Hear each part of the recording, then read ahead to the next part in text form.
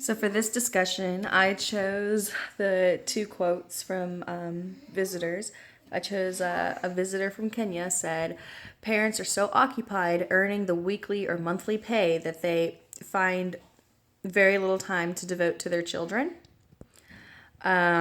Clearly, they think the value for Americans is that money is more important than their kids. If we visited their culture, the fact that they had to point it out means that obviously, their children are more important, and they devote time to their children. As far as saying what the American culture to that could be, just that things are expensive. Some families can't afford, even the main necessities, or they just need a little bit of help affording the rest of them.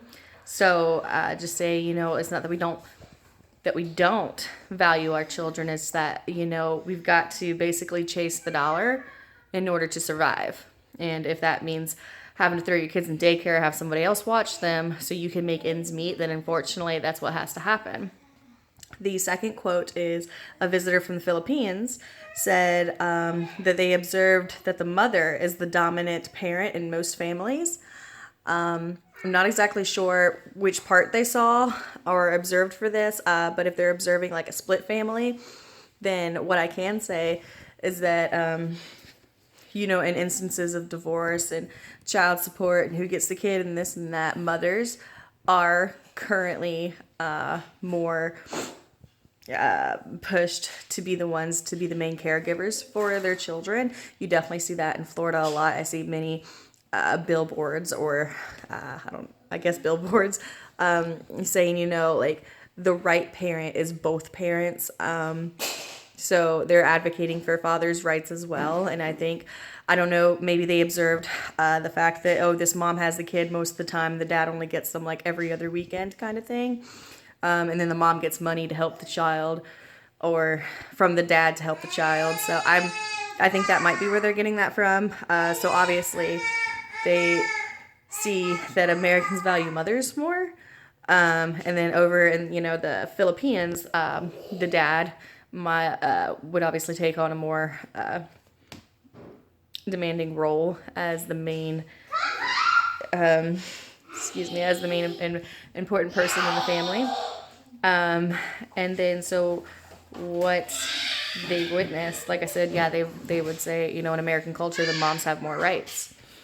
And then a typical stereotype I've noticed, I've heard a lot actually when I was younger, is that Mexican women don't have jobs, that they just, no, remember this is a stereotype, they don't have jobs, that they just stay home and take care of this big large family. Well, that's not true. I got this from the Cultural Misconceptions WordPress. And they said it's not true. It's just that family is very important to them. So of course they turn around and have kids. They see kids as a blessing. But those mothers are, working and they're going to universities and schools. It says that they're striving to be more educated, but it's just a little harder in Mexico, I guess, for them. But they are trying, and they're trying to break that stereotypical mold. And I guess a way to help that in the classroom is that we could do a lesson on how American women and Mexican women are alike, and that it would fault the teacher because she would make young Mexican girls think they couldn't accomplish anything, that they're just stuck to be, breeding, basically, and stay in the house.